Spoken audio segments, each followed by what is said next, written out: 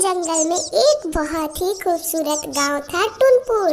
वहाँ पे बहुत सारी टुन्नी चिड़िया एक साथ खुशी खुशी रहा करती थी। एक दिन रानो चिड़िया उदास मुंह करके अपने घर के दरवाजे पे बैठी थी।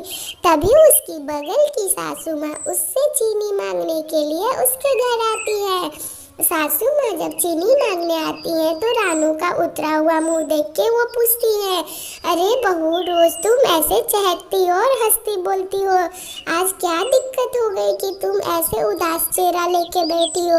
नहीं बहू, मैं ऐसे उदास चेहरे तो अच्छे नहीं लगते। तुम्हारे तो उम्र है चहकने और बहकने की।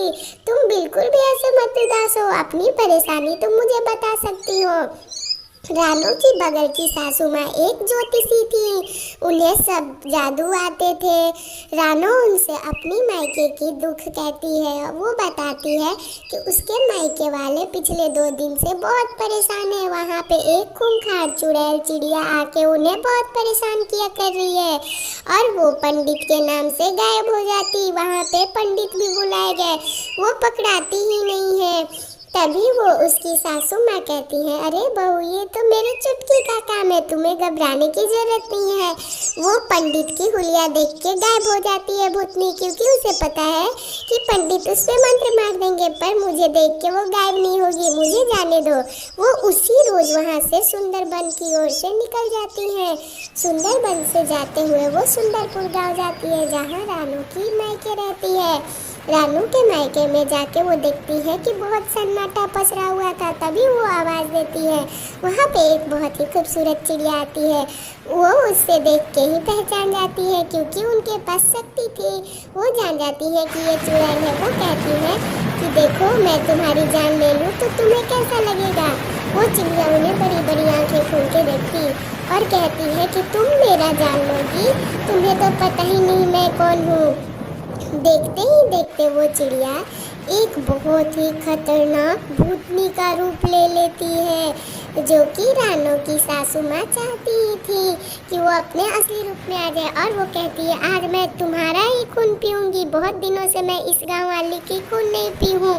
तभी वो कहती है, देखो मैं ज्योतिषी हूँ।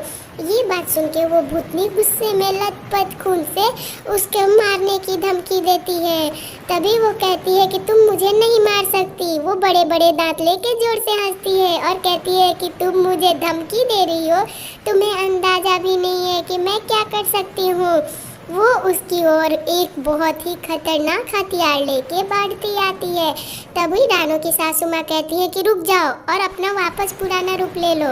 तभी वो अपने पुराने रूप में आ जाती है। वो कहती है कि तुम क्यों परेशान हो, मैं तुम्हारी सारी परेशानी दूर कर दूंगी। इतने में वहाँ की रात ढल जाती और सवेरे हो जाती है। तभी वो उससे कहती है कि मुझे इन गाँव वालों ने बहुत कष्ट दिया है, मैं सबको यहाँ मारना चाहती हूँ।